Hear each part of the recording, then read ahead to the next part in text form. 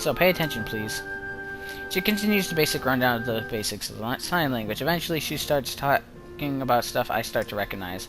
In the end, I'm impressed. It took a bit of stumbling to get there, but as a teacher, she's pretty good when she's serious.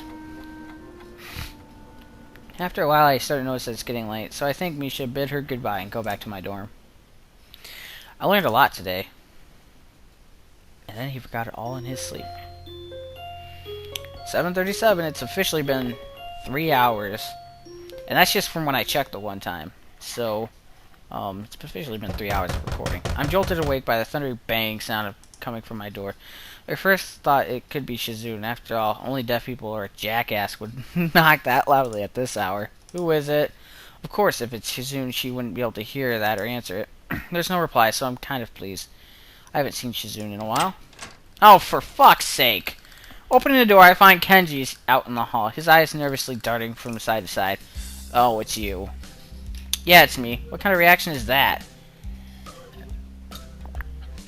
Well, I'd be able to give a more personalized response if you had answered when I asked who it was. Kenji frowns and pushes his glasses exactly like Shizune. Why are you making that weird face? I wonder how he's able to see me making a face now, yet wasn't able to see the millions of other things I've reacted to, something weird he has said or done. I kind of want to pursue this, but I'm too tired to actually do it. Shizune pushes her glasses up like that. You know, the student council president. It's just a little weird.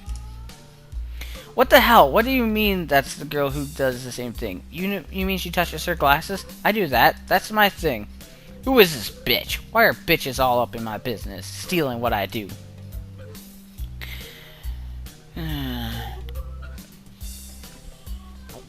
Good old fucking Kenji. His character flips from anger to fear in the blink of an eye. Is she trying to replace me? Pod people? No, wait. That's an exact copy. Pod woman? It's like my two greatest fears combined. It is! I can't believe he has a point. Hey, you going to go into town today? Maybe later.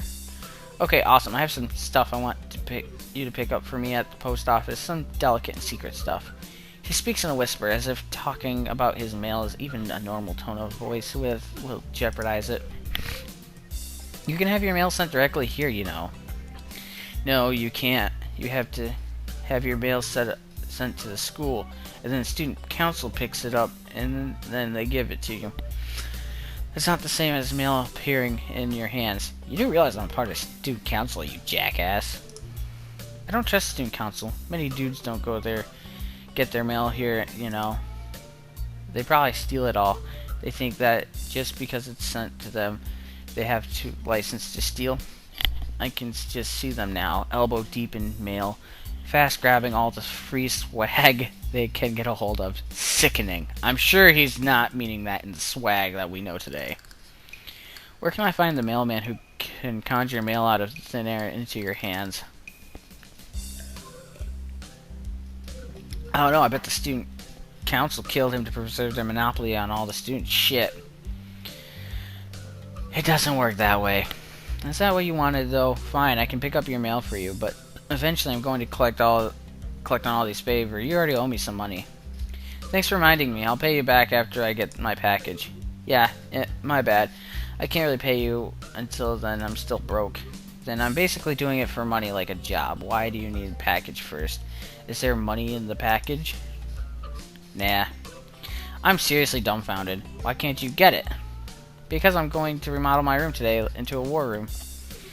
As the days go by, I realize more and more how dangerous feminism is. It really is everywhere, even in places like Iran. You can't tell how far up it goes. When the war begins, if we haven't transcended the concept of nations to fight for our genders, it will be chaos. Oh, I had to crack my neck. No one will know who will take what side, and a war against feminism wouldn't just mean World War III, but the end of all life on Earth as we know it.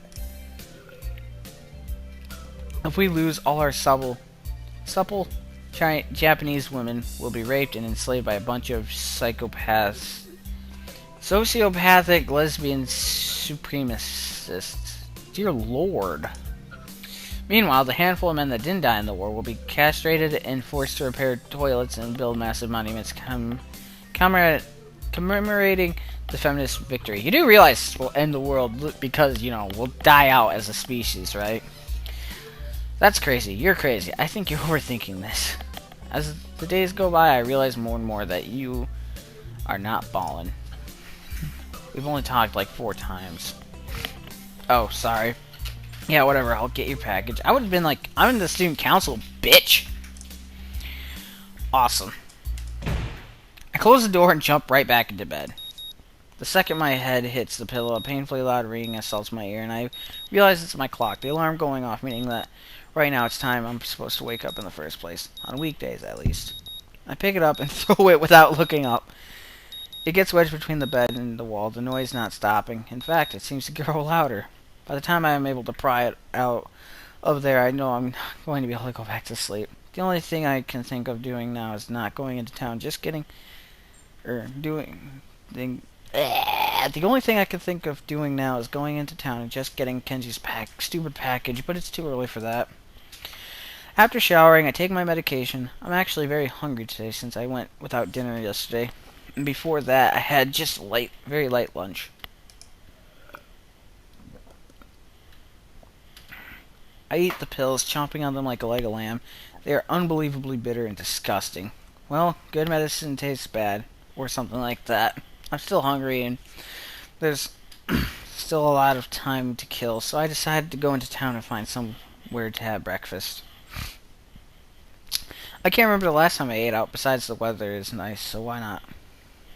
The walk into town is longer than I remember, possibly because it's been a while, and probably because I rarely come here alone. There are barely any cars on the road because it's too late in the morning, making it unusually quiet.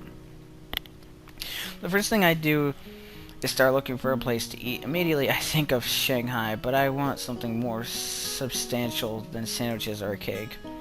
Since it's so early, though, I decide to get Kenji's package first. Picking it up at the post office doesn't take very long, but the moment I see it, I'm enraged about what a pain in the ass it will be to carry this thing all the way back to the school. The box is huge and you need 2 hands to hold it. Insultingly, it's not even very heavy. I was thinking of wandering around for a little while, but with this thing in tow, that's going to be a real problem. I guess the Shanghai is my only option now. Everything else is closed, and the ones that aren't all have about the same menu. The fact also makes me want to throw some more business Yuko's way. Before I can even open the door and enter, someone taps me on the shoulder from behind. I turn around and see Shizune there. Instinctively I look for Misha, but she doesn't seem to be here. Good morning. Looks like those sign language classes are already starting to pay off. I'm tempted to sign it right back, but then she might think I know a lot more than I actually do. For now, I just give her a wave and open the door. She's probably here for her morning tea and didn't come here just to greet me. It turns out I'm right, as Shizune follows me inside the tea house. It's a total ghost town in here. It's not exactly peak hours, but every other cafe I passed had at least a few customers. Actually, the Shanghai has been fairly empty every time I pass by. How does this place stay in business? And shit, I need more water. I'm like dying of thirst here. Alright, back. Ugh, can't believe how long I've fucking recorded. Jesus Christ. Hello, thank you for choosing to patronize our establishment. Yuko bows with the force of a falling axe, and her head collides with a box in hands, launching it towards the floor. Oh no, I'm sorry. I'm really sorry. Please forgive me. It's okay, you don't have to do that hello, thanks for choosing our shop thing, since we know you. But it's part of my job. You're here early. What can I get you? I just want some coffee for now. I wonder what Shizune wants. Without Misha, there's no real way to tell, or any way to even ask. I haven't learned about that yet.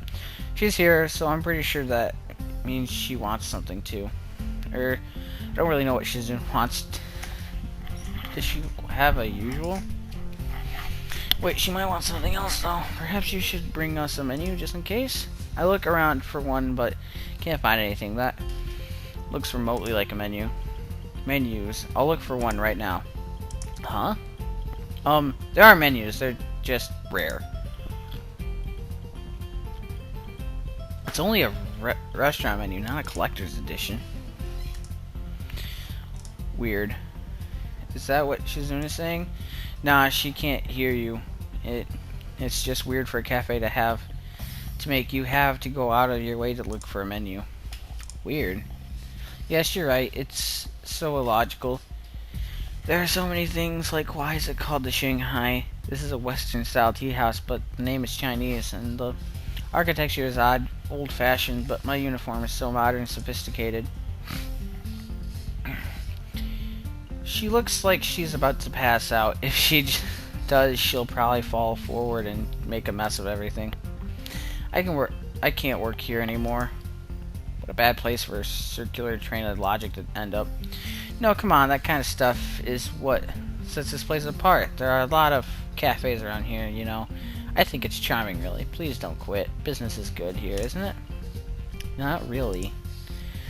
See, I think that is a good job for you. It suits you. You shouldn't quit. I've never had to defuse this kind of crisis before.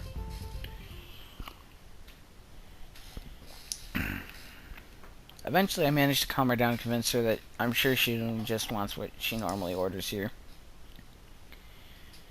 Yuko walks away to get our drinks, and by then, Shizune has already picked a table. There are no other customers, and Yuko isn't the most talkative person, so it's very quiet. It doesn't really bother me, but I wish there was some way we could communicate.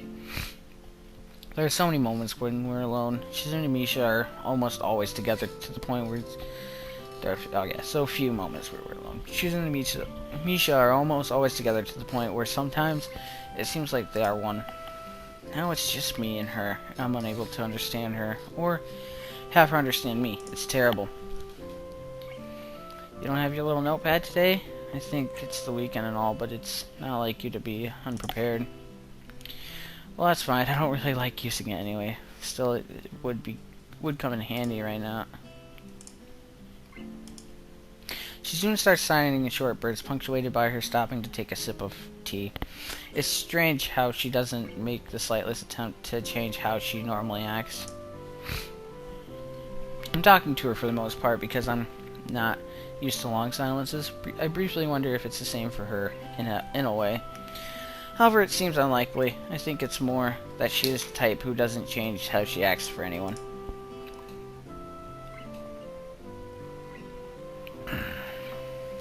Hey, it seems like you should join the student council because of you. That makes two of us.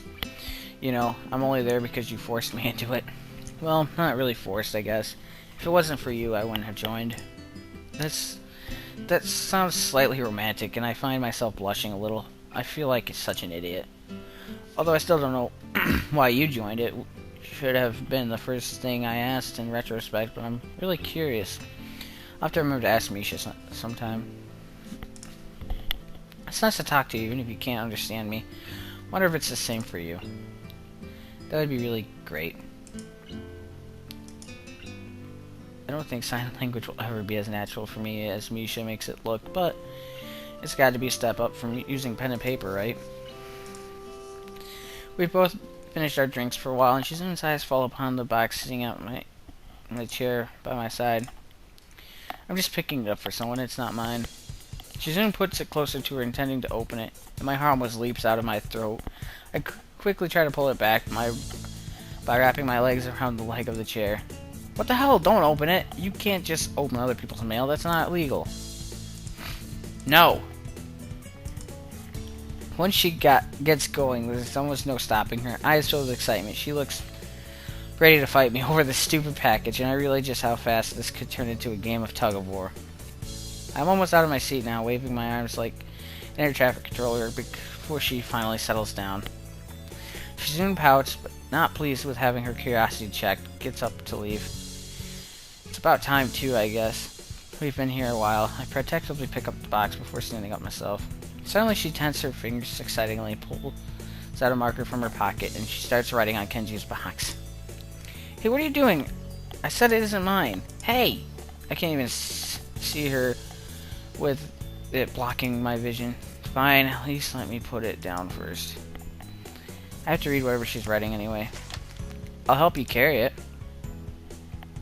It doesn't seem like she's finished, though, and she soon draws a fierce line afterwards to signify that there's a catch. But it's a game. The first one to stumble loses, and the loser has to carry it the rest of the way by themselves. That's stupid. There's a 50% chance I'll end up carrying it myself anyway. Actually, I feel pretty stupid myself right now. I just forgot she can't hear me. I stop talking and shake my head. I can't understand her at all, but she's coming across very forcibly. It's clear that she thinks this is a great idea. Well, if she drops the box or something, she'll have to carry it. That would make things a lot easier for me, obviously. The odds are 50-50 then. It's probably higher than they would be if any other plan of hers. Alright, I'll take it. Thinking about it, I'm not sure how we should do this. Then Shizune grabs hold of one end of the box and lifts it up. And I take the side that she's holding. Is this even right? It's very uncomfortable to walk like this. We leave the cafe and I find myself hoping that the streets are still devoid of people. Yuko seems confused as to what we were doing. I imagine it'll only get worse as more people see us. She doesn't seem to bother at all while walking with her arm at this unnatural angle. She just grins confidently and periodically makes some kind of weird gesture. There are people staring at us as times pass, and the usual morning crowd begins to fill the streets.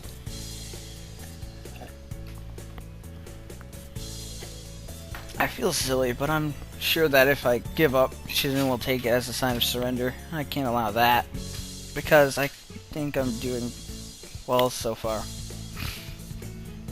Initially, I just write Shizune's signal off as preemptively gloating, but I catch on quickly that she's actually signaling where she wants to go. It dawns on me that this isn't a competition. It's not much of a challenge, first of all, and second, it's really more of an exercise in teamwork. It's just that Shizune has made punishment for failing instead of a reward for doing well. Our fingers touch under the box, and Shizune moves her hand away, almost dropping her side of the box in the process. Well, that's game over for her. She doesn't look very happy. Does she think I did it on purpose to make her lose? If she does, she isn't making a big deal out of it. All's fair in love and war.